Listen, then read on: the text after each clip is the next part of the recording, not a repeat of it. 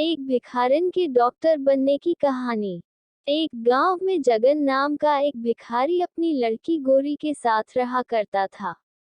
गोरी की मां की मृत्यु गांव में फैली हुई महामारी से हो चुकी थी। जगन को आंखों से कम दिखता था, इस वजह से उसे कुछ भी काम नहीं मिल रहा था। आखिर वह मजबूरी में पेट भरने के लिए गोरी को अपने साथ भीख मांगने के लिए गांव में लेकर जाता था। गोरी को भीख मांगना पसंद नहीं था, उसको पढ़ाई करना पसंद था।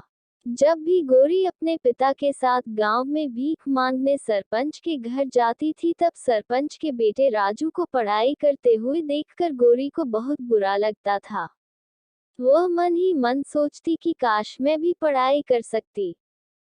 सरपंच की पत्नी रोज गोरी को देख के ताना मारती थी। उस दिन सरपंच की पत्नी राजू को बोली कि दरवाजे पर जो भिखारी आया होगा उसे बासी खाना दे और जाने को बोल।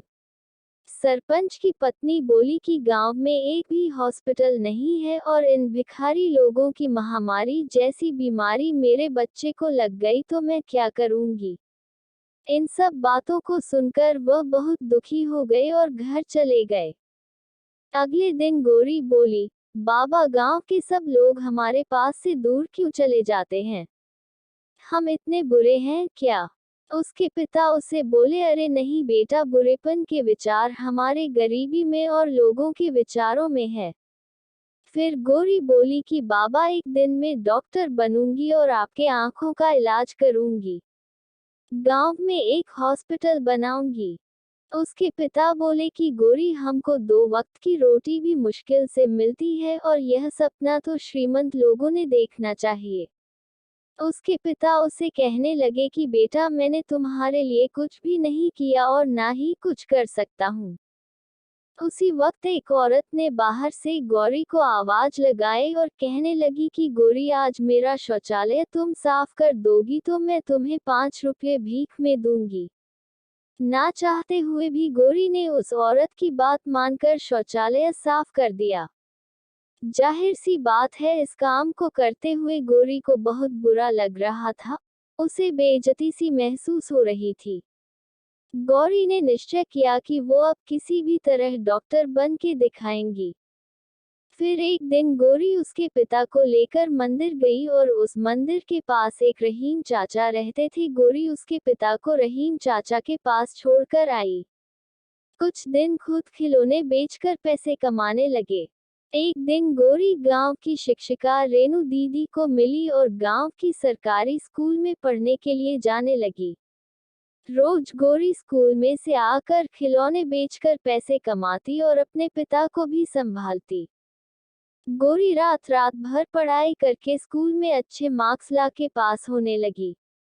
ये सब देखकर सरपंच की पत्नी और गांव वाले आश्चर्यचकित हो गए। वो सब गौरी और उसके पिता जगन से जलने लगे।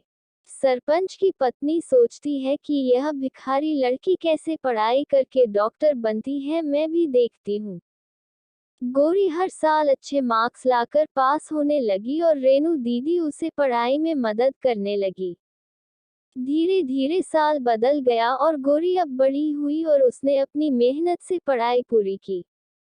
आगे डॉक्टर का शिक्षण और आगे कॉलेज में एडमिशन लेने के लिए उसने एग्जाम दिए और उस एग्जाम में गोरी टॉपर बनी। उसकी सफलता से रेनू दीदी और उसके पिता बहुत खुश हो गए। गोरी उसके पिता को बोली, बाबा, मुझे स्कॉलरशिप मिली है, पर गोरी को आगे की पढ़ाई के लिए दूसरे शहर में जाना पड़ेगा। गोरी उदास हो गई। रेनू दीदी उसे कहने लगी कि गोरी, तू टेंशन मत ले, मैं इधर में सब संभालूंगी, तू शहर जाकर डॉक्टर बनकर वापस आ। रेनू दीदी ने बाप की जिम्मेदारी ले ली, इसलिए वो निश्चित होकर पढ़ाई करने के लिए चली गई। बहुत समय बीत गया पर गोरी की कुछ खबर नहीं आई। कुछ साल बाद गांव में फिर से महामारी की समस्या आ गई। कई गांव वालों के साथ गोरी के पिता और सरपंच का लड़का राजू भी महामारी के चपेट में आ गए और शहर जाकर हॉस्पिटल में भर्ती हुए। पर कई दिनों से वहां डॉक्टर ही नहीं आए थे। सब उदास होकर भगवान से प्रार्थना करने लगे।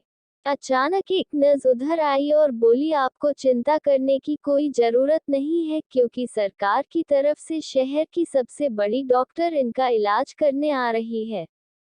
ये खबर सुनकर गांव वाले बहुत खुश हो गए।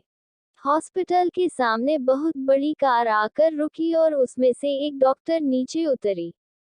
तब गांव के सरपंच ने उस डॉक्टर का माला पहनाकर स्वागत किया। जब डॉक्टर उनके पास आई तो सब आश्चर्यचकित हो गए। वह डॉक्टर कोई और नहीं तो वही लड़की थी जिसे वो भिखारिन गोरी के नाम से जानते थे।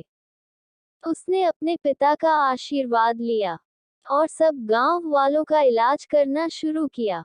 गोरी के इलाज करने के कुछ दिन बाद सब गांव वाले बीमारी से ठीक हो गए। उसने उसके पिता की आंखों का ऑपरेशन किया और आंखों की दृष्टि फिर से उनको लौटा दी। गोरी की मेहनत से वह सब गांव वाले उस बड़ी बीमारी से बच गए। वैसे ही सरपंच और गांव वाले आपस में चर्चा करने लगे। गोरी पर उन्होंने जो अत्याचार किए थे उस पर उन्हें पछतावा होने लगा। सब ने गोरी से माफी मांगी और माला पहनाकर उसके नाम का जय जयकार किया। ये दृश्य देखकर गोरी के पिता को उस पर गर्व महसूस हुआ। इस कहानी से हमें यही सीख मिलती है कि गोरी की तरह मेहनत और दृढ़ निश्चय से कष्ट किए तो सफलता अवश्य मिलेगी। जिस तरह कमल भले ही कीचड़ में खिलता है लेकिन उसके गुणों के कारण भगवान के सिर पर स्थान पाता है, हमें भी हमारी परिस्थितियां और संसाधनों की कमियों के कारण जीवन में पीछे नहीं हटना चाहिए। एक अच्छा लक्ष्य निर्धारित कर उसके लिए जी जान से मेहनत करनी चाहिए।